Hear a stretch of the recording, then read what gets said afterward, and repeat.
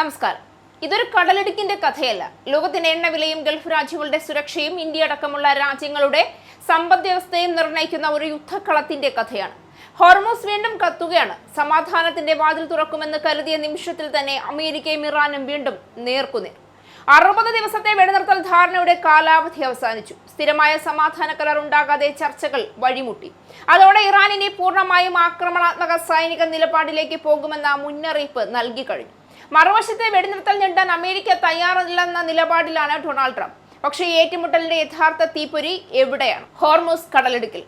ലോകത്തിന്റെ ഏറ്റവും പ്രധാനപ്പെട്ട ഊർജ്ജ പാതകളിലൊന്നായി ഈ കടലിടുക്കിലൂടെ സാധാരണ കടന്നു പോകുന്ന കപ്പലുകളുടെ എണ്ണം ചെറുതൊന്നുമായിരുന്നില്ല. വൻതോതിൽ എണ്ണയും വാതകവും ഇതുവഴി കടന്നു പോകുന്നു. ഇന്ന് ആ കപ്പൽ ഗതാഗതം ഗുരുതരമായി തടസ്സപ്പെട്ടിരിക്കുകയാണ്. ഒരു കപ്പൽ കടലിടുക്ക് വിട്ടുപോകുന്നതിനിടെ പ്രൊജക്ടൈൽ പതിച്ചതോടെ ഗതാഗതം ഏതാനും കപ്പലുകളിലേക്ക് ചുരുങ്ങിയതായി റിപ്പോർട്ടുകളുണ്ട്. അതായത് ഇനി യുദ്ധം ഇറാന്റെ മണ്ണിൽ മാത്രം ഒതുങ്ങുന്നില്ല എന്ന് സാരം. കടലിലാണ് യുദ്ധത്തിന്റെ അടുത്ത അധ്യായം തുറക്കുന്നത്. ഇറാൻ പറയുന്നത് വളരെ വ്യക്തമാണ്. ഹോർമൂസിന്റെ നിയന്ത്രണം ഇറാന്റെ പരമാധികാരത്തിന്റെയും സുരക്ഷയുടെയും വിഷയമാണ്. അമേരിക്കയാകട്ടെ കടലിടുക്കിലൂടെ കപ്പൽ ഗതാഗതം സ്വതന്ത്രമായി നടക്കണമെന്ന നിലപാടിലാണ്.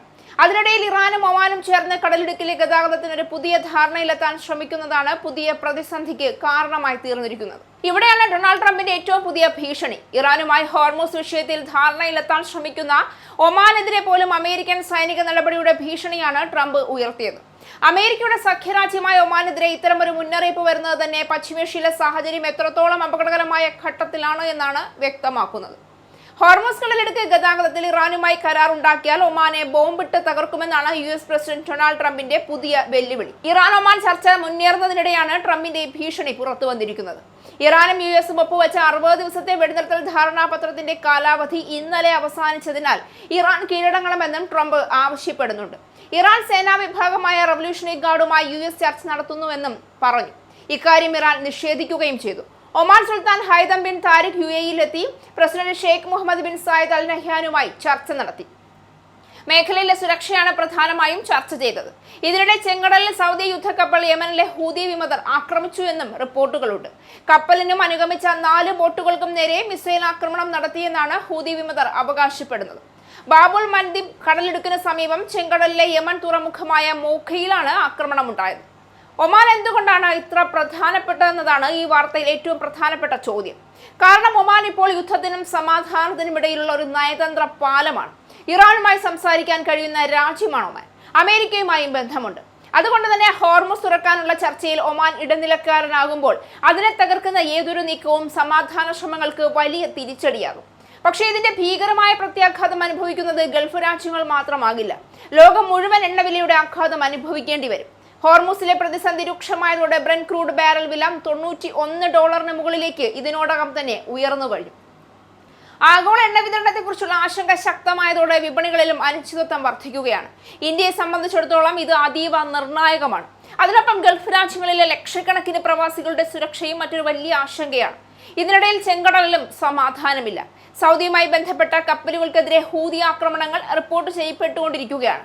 അതായത് ഹോർമൂസും ചെങ്കടലും ഒരേ സമയം അപകട മേഖലയായി മാറുകയാണ്.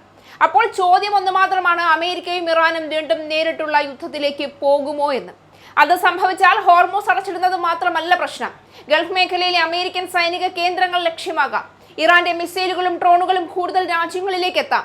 കപ്പലുകൾക്ക് നേരെയുള്ള ആക്രമണം ഇനിയും വർദ്ധിക്കാം. എണ്ണ വിതരണം തകരും. ആഗോള വിപണികൾ നടുക്കും. അതിലും ഭയപ്പെടുത്തുന്നത് ഈ യുദ്ധത്തിലേക്ക് കൂടുതൽ രാജ്യങ്ങൾ വലിച്ചിഴക്കപ്പെടുത്താനുള്ള സാധ്യതയാണ്.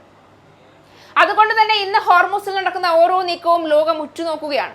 ഒരു മിസൈൽ, ഒരു കപ്പലിന് നേരെയുള്ള ആക്രമണം, ഒരു തെറ്റായ സൈനിക തീരുമാനം, അല്ലെങ്കിൽ ഒരു പ്രകോപനപരമായ പ്രസ്താവന, ഇതിലേതെങ്കിലും ഒന്ന് വീണ്ടും പൂർണ്ണമായ യുദ്ധത്തിലേക്ക് പശ്ചിമേഷ്യയെ തള്ളിയിടാം. ഇപ്പോൾ സമാധാനത്തിന്റെ സാധ്യത പൂർണ്ണമായി അവസാനിച്ചിട്ടില്ല. ഇറാനും ഒമാനും തമ്മിൽ ഹോർമൂസ് ഗതാഗതം നിയന്ത്രിക്കുന്നതിനെ കുറിച്ച് ചർച്ചകൾ സജീവമായി തുടരുന്നുണ്ട്. തുർക്കി, പാകിസ്ഥാൻ, ഖത്തർ തുടങ്ങിയ രാജ്യങ്ങളും നയതന്ത്ര ശ്രമങ്ങൾക്ക് പിന്തുണ നൽകുന്നുണ്ട്. പക്ഷേ അതിനേക്കാൾ ശക്തമായി കേൾക്കുന്നത് യുദ്ധത്തിന്റെ ശബ്ദമാണെന്നുള്ളതാണ് ഭയപ്പെടുത്തുന്ന യാഥാർത്ഥ്യം.